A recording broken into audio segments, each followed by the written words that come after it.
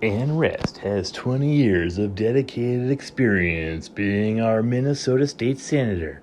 Her opponent is just some newbie who claims to be thankful for Ann's community service while also saying he supports term limits. That's the kind of flip-flopping Republican Party rhetoric. Legal marijuana now party slippery slope into essentially firing every octogenarian from their cushy government job and forcing them to live on the dirty public sector streets where she'll become an off-world, slurm-addicted, scruffy, nerve-hurting space drifter. Ann says all are welcome here.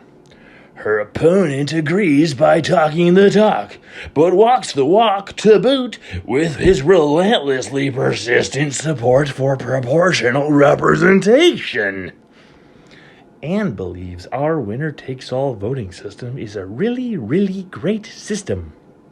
Her opponent thinks it's the whole damn system's fault, accusing our inherently divisive Civil War-era two-party system enabled by a pseudo-democratic plurality rule as some major old-timey antiquated bullshit. Ann is a committed member and sober leader of Minnesota's Democratic Farmer Labor Party. Her dopey opponent is probably a pothead high on pot right at this very moment, who would freely admit that the only party a free Minnesota needs is a pot party, where all the pot is free as if the free pot just grows on pot trees for free in freedom pots, where there's such thing as a free lunch but no potholes. Ann has publicly supported the legalization of marijuana since 2019.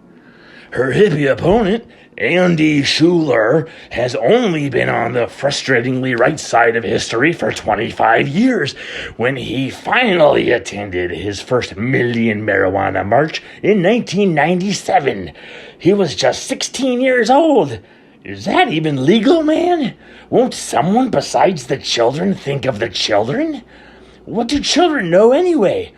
Nothing but indoctrinated lies!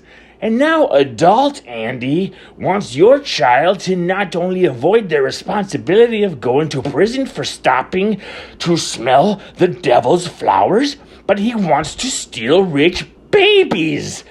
Quote, not taken out of context. Give everyone a baby. Quote, taken out of context. Ann dreams of the road to tomorrow, today. Her opponent says, roads? Where we're going, we don't need roads, responding with his favorite movie and Simpsons quotes, so nobody ever knows when he's being serious or original.